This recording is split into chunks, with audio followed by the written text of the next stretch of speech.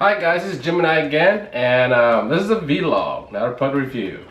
I know a lot of guys, T-Rex off of YouTube and Tactical Box and all that stuff on YouTube that are, people are well known on YouTube doing reviews, and I see them carry sidecar, which is Appendix Carry on their holsters.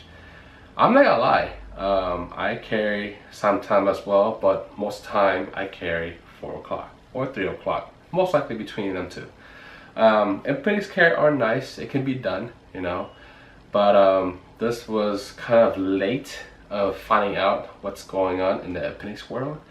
There is a video that I would like to add after this, and you guys watch it, you give me your statements, leave in the comment below and see what you guys think.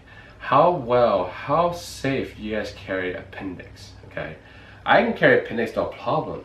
But come across some people, especially on YouTube and all that stuff, saying that hey, they got shot in the dick, or they got shot in their thigh, or in their private part, or whatever, and the gun went off, and it was actually a Glock. And the reason why I brought this subject up as a vlog is that someone was carrying a Glock, put it in a appendix style, put it in the holster, went to the side, picked something up, and the gun went off. Okay, the gun went off. Okay, and he's wearing the gun appendix style. Give me your thoughts. Tell me what you think about that. Okay, and some people have carried appendix for a very long time, and some people haven't. I haven't personally carried appendix for a very long time. I'm starting getting into it a little bit, but have I do it very often? Not so much. I do drive a sports car, so it is a pain in the butt to get in and out wearing appendix style. But if I was driving a SUV or truck, yeah, no problem. But I drive a sports car, I drive a Z, okay? So and having a gun at 3 o'clock or 4 o'clock never bothers me. I go in there and get out of the car easy. I can drive for hours with my gun on the side, and the seats on my Z are kind of like a bucket seat too. So, and I'm a fairly kind of big guy, and I never had a problem, okay? But, people that wear, let me grab a couple of holsters to give you guys an idea. But people like that, wear appendix style holsters, and the gun went off. So I was like, well, what do you guys think of that? What do you guys think of the appendix carry? Okay. And this is the sidecar from T-Rex. Obviously, they made a couple more new ones, the Axis and the Tier 1. They have this thing here snaps off as the Axis. Another one is called Tier 1. The same design and everything. The claws in front here instead of the back, which is a really nice feature, and is braided right here on the Tier 1. I was going to picking that up, but I'm not too sure yet. But it's bendable and it flex. It's braided here. It has like 4 or 5 holes right here, and it's braided with a nice core band. Okay, that's the Tier 1, and the Axis is like a button. You can snap off, you can rip it off and put it back on and snap it in place, and it works just fine. But this is a sidecar. This is a one-piece design. Okay, you can't bend it, can't do anything else to it. I bought this for my VP9. Okay, this is my VP9, and you wear appendix style, which is right here. Okay, so my question to you, okay, have I used this very often? Not since I got my 1911, but I use this quite a few times. Not very often yet, but a quick time. But give me your thoughts. A guy that has a Glock, wear appendix style, and the gun went off. Went through his thigh, through his bone, and then hit the floor. Tell me what your thoughts are. Leave in the comments below, and let the channel go. All right? Hit the thumbs like, subscribe, and tell me what you guys think. Thank you for watching. Here's the video for that video I was telling you about. This video is going to cause a great big internet fight about how we carry our guns.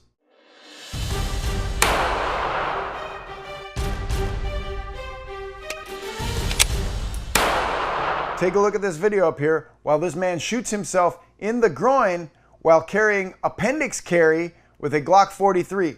So a lot of people are going to argue what happened in this video. Well, we know what happened for sure.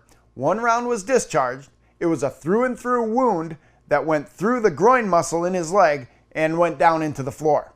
Okay, how this happened and why it happened is still open for debate. Let's talk about that here. First up, appendix carry. You can see in the video, the man charges the weapon, puts it in the holster in the front of his pants. Then he bends over to get something and the gun discharges. Now I know Glock pistols don't just go off all by themselves. Typically something had to happen. So whether a piece of material from his shirt got tucked in the holster with that pistol, or whether something else happened when he bent over, maybe the holster broke, something bent, something didn't work properly. Well, on the gun, everything probably worked properly. The trigger was pulled all the way to the rear, the round fired. That means the gun worked the way it was supposed to work. Unfortunately, it was pointed in an area that causes pretty much maximum damage when you're talking about guys. Do you carry appendix carry? I don't, only because I have a little bit too much around the middle and it's really not comfortable for me. But also, when I'm carrying at the 3 or 4 o'clock position back here, were my gun to discharge, the round might skim off the back of my butt cheek and go into the ground. It's not going to hit anything important. The other debate people are going to have is, why is he carrying with a round in the chamber? Well, typically there are enough safeties on a Glock pistol, internal passive safeties, to make sure something bad like this doesn't happen.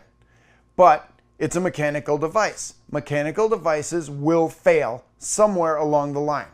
They don't do it typically. That's why this video is news, because something like this doesn't happen really often. But it still leaves room for that debate. And then the next part of the debate is, how come we're carrying a pistol without a manual safety on the slide or on the frame?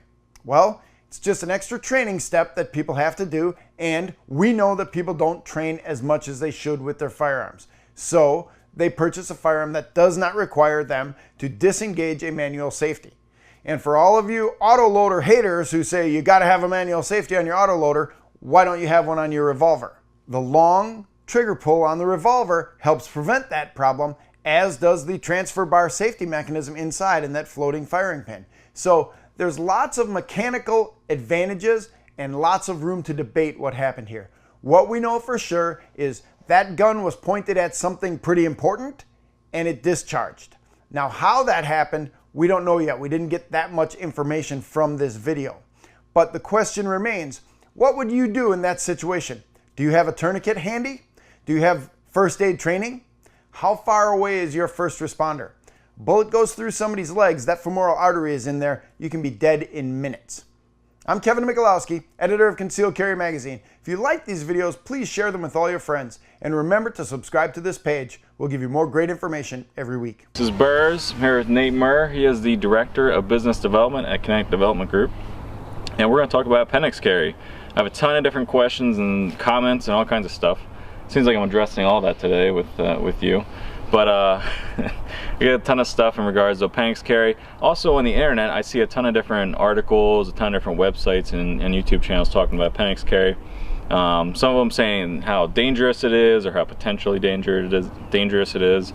So I thought we would delve into that today. So the first thing a lot of people will talk about is where it's pointed. It's pointed at your what? Penis. Directly at your penis head. See, is it? Is it really? I don't think it is. I think it actually grazes. I think it's more about what gun you're carrying, right?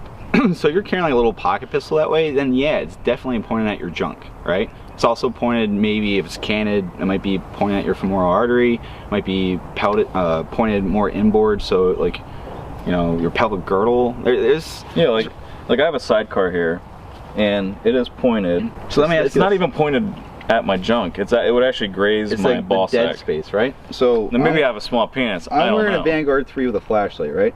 So my muzzle's right here. So if I'm standing this fully erect, pun intended, right? And a round somehow magically went off while the gun in the holster, yeah, I think it would probably potentially clip my sack. That's what I'm not going to lose my member, all right? So the thing about this is, like, everybody talks about it being pointed at something. So I carried a full-size pistol for my entire adult life on my hip, right? Like classic FBI cant forward right here, like kidney placement, right? Where a lot of people still carry guns, and there's nothing wrong with that. I personally chose to give up on that system that I used for, I don't know, like, well, better part of 15 years to go to appendix about 2 years ago.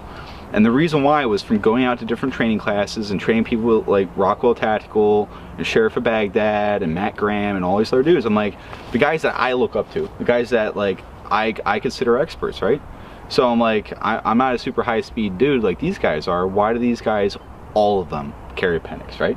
And I kept asking the same questions, and they're like, well, the benefits outweigh the negative aspects of it, right?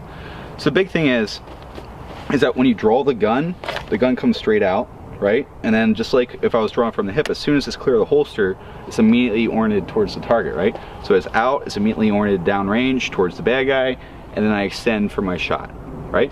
So at what point am I flagging myself by doing that? No different than 3 o'clock, 4 o'clock. It's no different, because if I'm drawing from here, it's out, the gun's immediately oriented downrange, and it comes up and meets my support hand, and I'm on target and I fire, right? Right. The only thing is that where I see the risk of appendix is the reholster, right? I agree. So the reholster thing is that, like, some trainers like, don't look your gun in the holster, don't like look it in, right? So like you're like boom boom boom and reholster, right? And if you're wearing like a police belt or a battle belt or a kidney mounted concealment holster like outside the waistband, like, yeah, that's perfectly fine, right? But there's guys that have shot themselves while reholstering all those configurations because something got caught in the trigger, and because they weren't looking, something actuated the trigger accidentally, right? Negligently, I should say, right? Right. So for me, because like, yeah, like every time you go to reholster, it's like, and I didn't shoot my wiener off. Like a little voice in the back of your head every single time says that. Confetti. And the thing is, like every single dude that carries appendix, I guarantee thinks the same thing. It's like when you go do that reholster, like, and didn't shoot my wiener off, I'm good, right? So let me ask you this, because this is what I tell people. If you're at the point where you're reholstering, you have a very good idea that the situation has cleared to a degree, especially in like a home invasion, home defense. So what I tell people is it's really not a big deal for you to take the holster out, put it in, reholster it, and then holster the holster. Like, if that makes sense. The way I was taught, and the way that I've taught like my Marines, and I've taught my friends, and I'm sure you've heard me say at least once or twice, is reluctantly holster. I love that term. That term was taught to me a long time ago by an old ranger named Bernie, right? Reluctantly holster. So let's look at it like this, right? Like the same people are the same people that will complain about Glocks, right? So the manual safety is on the trigger. It's no different than a manual safety for 1911 that you have to actuate with your thumb, but it doesn't require a separate fault to actuate. It's like my finger straight on the trigger till I'm ready to fire. I make the decision to fire, so now my finger goes on the trigger and it depresses that safety mechanism, right? So Gaston Glock, when he came out with a Glock, he's like, what are the two conditions that a handgun is in? It's either in a holster where the trigger is fully shrouded and protected, where it's just in a safe condition, right? Or the gun is out and at the ready because I'm either getting ready to shoot somebody or I'm actively shooting the bad guy, right? At which case, my finger's straighten off the trigger until my sights are on target and I make the decision to fire, right? So if we look at that for the Glock trigger, and the Glock's one of the safest guns on the face of the earth. I can throw this thing off a 20-story building. It'll destroy itself on the ground before it accidentally goes off or negligently goes off, mechanically fails and fires, right? So appendix is the same way. It's either in the holster, and that's the thing is, if you're gonna carry appendix, make sure that you have a good hard sheathed holster like made out of Kydex, right? You don't want a floppy nylon or floppy nylon holster where it can bind and get stuck under the trigger. So as you're depressing the gun back into the holster, something binds the trigger and actuates it for you. That's how you get shot in the junk. That's how you get shot in the thigh, right? For me, it's one of those things where the trigger is fully enclosed, fully protected.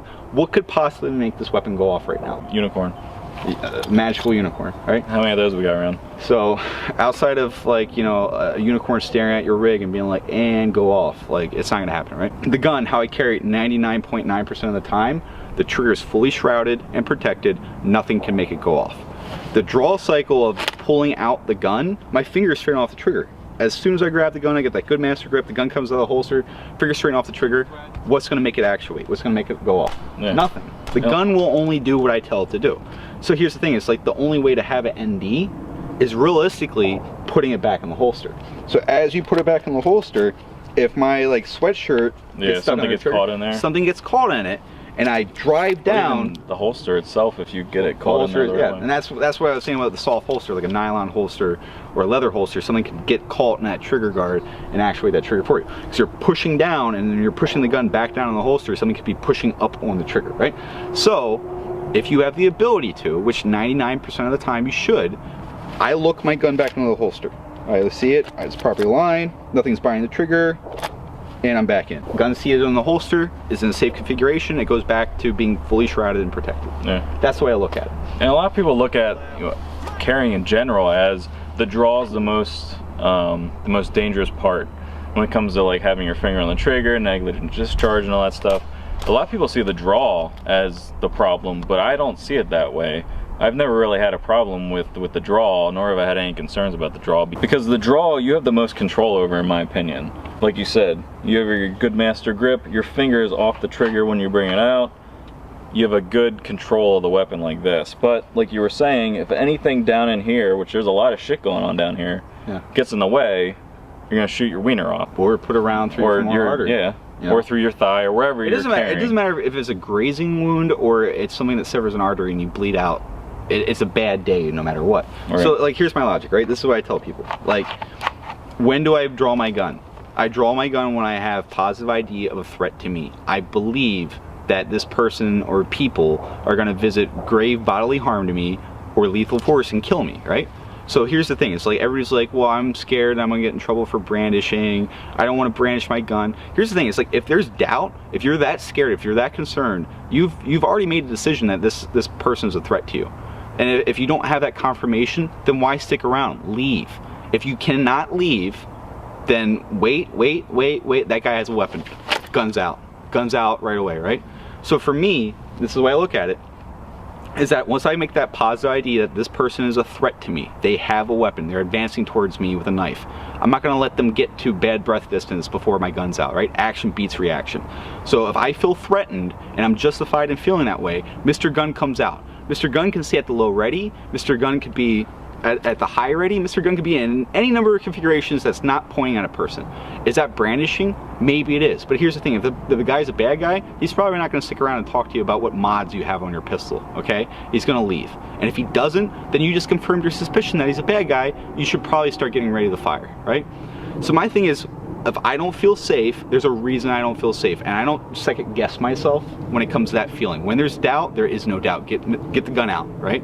The gun's out, I don't feel safe, I'm ready to react so that it's not me reacting to the bad guy, to the lethal force, right? Mr. Gun stays out. Hey, Mr. Gun, do we feel safe? No, we don't feel safe, we're gonna stay out. Okay.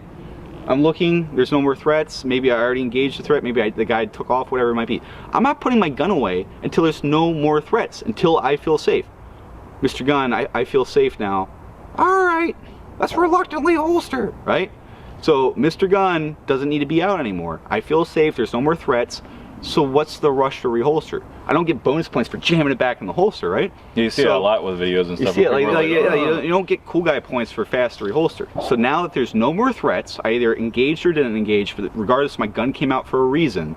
Now I'm gonna look my gun into the holster and reluctantly holster, right? But I'm only gonna do that when I feel 100% safe. My gun stays out until I feel safe. That's just the rule that I have for myself. It's worked well for me throughout my life. It worked for me well in deadly force encounters. So I'm not gonna change my principle. I'm not saying that you guys need to do it how I do it. That's just the way I look at it, right? Now, the other aspect of this is you have to do something with your hands that you can't hold your gun. That could be you putting a tourniquet on, that'd be you doing CPR on your wife because she got shot. It could be any number of things. So if you need to like stow the gun quickly, you might not be able to look the gun back into the holster. And this is very true for law enforcement officers, right?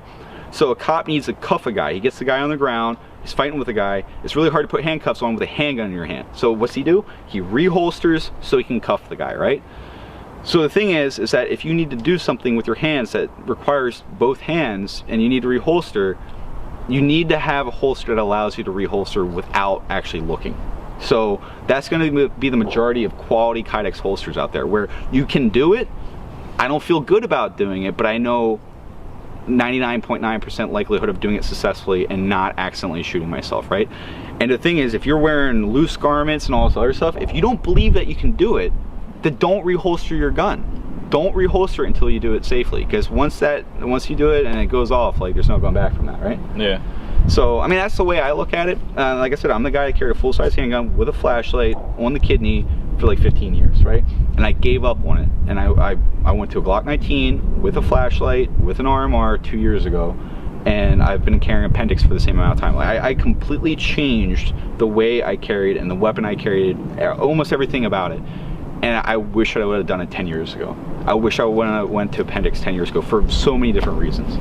Yeah, so a lot of people will talk about how it's dangerous and whatever in regards to the positioning, but like you said, once it's in the holster, there's nothing gonna happen. So a lot of people say, oh, it's dangerous because you have it in the holster and it's pointing at your junk all the time, but 99.9% of the time, it's literally just sitting there with nothing related to it as far as going off or setting it off, because the holster, if you have a good quality holster, I have a CA holster here, you have a Raven there. If you have a good quality holster, you're not going to have that problem. The other thing I tell people is you got to practice. You got to practice what you use, right? So if you have doubts about Appendix Carry as a whole, or about that new holster, this is the thing. It's like you shouldn't carry a weapon live until you prove your system to yourself. Yeah. So for me, that starts with just dry fitting, just doing dry fire drills in the house, and then going out to the range. I will continue to use my old system until I have 100% confirmation that my new system works as it should. So here's a really simple way to do that. Like, if you wear the same style shirt every day, go ahead, unload your pistol, make sure that it's in the charge position, right? So you don't have a dead trigger. And then just walk around the house, do stuff, squat, pick stuff up, ride around, like just do different things to see if you can accidentally get it to go click, right? Because that click represents a bang. Right. If your system doesn't let you do that, then you have a bad system. You want to vet that before you go live. Yeah, and that's the one thing I tell people is when you get a new holster, I mean any holster, take it to the range, dry fire it. That way you kind of get the muscle memory of the feel of the different whatever holster you're using. Yeah. But do it about 100 times, and if you can't get it to go click, you know, if you, just because of using a different, say you're going from, you know, 3/4 clock to Appendix, and you're not used to that, or maybe you have a horrible trigger, you know, keeping your finger off the trigger or whatever. And if you can't get it to do that in 100, you know, draws, then you should be able to kind of go to a live fire and feel relatively comfortable. It goes back to when I was a kid, and I was carrying a 1911. I was in my early 20s, right? And I carried my 1911 hammer down around the chamber because I didn't trust my system. I didn't trust myself. I didn't trust having the hammer cocked. Like, oh my God, it's so dangerous to have the hammer cocked and locked, right? There's no other way to carry a 1911. If you're gonna carry a 1911, you carry it cocked and locked, or just don't carry a 1911 at all. Because if you think that you're gonna thumb that hammer back when you're wrapped up in a deadly force encounter, you're wrong. That's how you have an ND. So the thing was, for me, like, ultimately what I did was I carried the weapon cocked and locked, because, all right, I'm still gonna have to physically do something. So what's the difference between me carrying cocked and locked? So I carried it like that for a month, right? With no round in the chamber. And after a month of no round in the chamber, hammer cock safety on, I didn't have the safety come off one time. I never had the hammer fall in an empty chamber, which is what I was worried about. Now, I feel like bad that I carried an unloaded gun for a month like that. But the thing is, I was starting out. It was like the beginning steps of my journey of CCW. So I proved in myself very young, very early on, that you have to carry your weapon in a fighting configuration. The configuration you want it to be when you have to react. So for me, and that's the thing, is like I find Appendix a lot faster for the draw. I find it more adaptable for sitting in a vehicle, sitting in a chair in an office or a diner or a restaurant, whatever it might be. It's easier to get to with your support side hand. For me to get to my pistol, like say I have limited mobility with my gun hand, I need to draw my pistol out of the holster or do anything with my sport hand. It's a lot easier to get to it from here than it is for me to reach all the way around to try to get off my kidney. Right. There's a lot of perks to it, and that's why I'm saying, like, for me, like, I'm not the ultimate Billy Badass. Like, I did more than some and less than others, and I respect my elders. I respect the guys out there that know infinitely more about this than me. And for me, the default mode is, hey, I respect you. I know that you're an experienced shooter. You have all these accolades to you. Why do you do it this way? And the guy explains it. And I talk to your peers, guys just like you or better than you, and they all say the same thing. Well, that's what we call a clue. Like, who am I to question a Delta Force commando like John McPhee for carrying Appendix, or a multiple combat deployment Green Beret like Jared Ross? Like, these guys know more than me. They did more than me. They're more experienced. So I ask them, and they tell me. It makes sense. And so that's I guess the next thing is, if you have questions about it and you hear a lot of stuff on the internet that can scare you if you're like a new shooter, or if you're someone who's carried a certain way. Now, I'm not here to make this video to say you have to Appendix carry. I'm here just to kind of talk about appendix carry in general. A lot of people will kind of put a negative light on it. Yeah. But if you have questions about it, the next time you're at a course or something, talk to the instructors. You know, even reach out to them, maybe not at the course. I know John McPhee, the sheriff of Baghdad, has Friday night questions, or he has Wednesday questions. Like, these guys are available. They're great times to reach out to different people and get different thoughts on things, and then go out and prove it yourself and feel it out. My thing is, like, whenever somebody makes like a bold comment or a bold statement, I immediately want to know what they're backing it up with, right? So if I just go with I don't like it, like, once again, it goes like, well, why don't you like it? Like, tell me about your experience with it. And so often, like 90% of the time, somebody has something negative to say about appendix. It's somebody that never gave it a try at all, or they didn't give it a fair shake. They like wore it for 2 days, said it was uncomfortable, or they had the wrong equipment, like they had the bad holster. Yeah, and when it comes to appendix, that's huge. It's huge, like really having the right holster. You might have to try 2 or 3 holsters till you find the one that works for you. Like for me, it's a Vanguard 3. I won't carry a pistol without having a flashlight. This is the most simple system for me. If it's my body type, if it's the platform that I carry, the light and gun combo, it works for me. It's a system that I have proven to myself works. But before I got to this, I landed on this, I carried several other appendix rigs that I didn't like. I almost gave up on it. So it's like you might have to play with it a little. Yeah, and for instance, right now with me, I have this CA holster, which is kind of like a sidecar, and I don't have anything in the gun right now because I'm feeling it out right now. You know, I'm trying to figure out, is this kind of holster for me? I've never used one that's kind of combined. You know, is it my comfort level? And I've only had the holster for 1 day, so I'm not gonna have a live round in the chamber while I'm, you know, feeling it out, kind of like we talked about earlier. So you gotta feel things out. You gotta test things out. Hopefully, videos that I make and others make help you with making that decision and coming to those conclusions. But in the end, you gotta try it out for yourself. This is true for virtually everything you talk about, Burrs. It's like, you know, we can point in the right direction, but it's up to you to go figure out whether or not it's right for you. The thing is, there's plenty of times where, you know, maybe carry on your hips more appropriate. Like I'm not gonna carry an appendix rig if I'm wearing a plate carrier. It's really hard for me to get to a pistol that's carried appendix if I have to put body armor on, right? Or if you're John Wick, you wanna... Or yeah, like you're wearing a suit, like it's like there's guys that wear suits, like federal law enforcement, for example. If you're wearing a suit, appendix isn't a good method of concealing your weapon. It's not a good look, but like, you can't conceal the weapon, right? So if you're doing any kind of like low profile stuff, it's a bad choice. You're gonna have to go back to the hip, and that's preferable to going to the shoulder holster.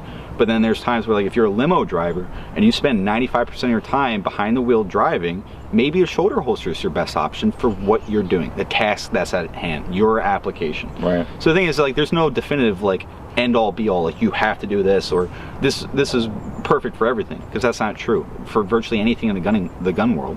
Yeah, you don't put ketchup on everything. Maybe some people do, but you can't put ketchup on everything and expect it to taste good. Can you truly trust a person that puts ketchup on everything? I'm close, but I'm not there yet. Like everything? Almost.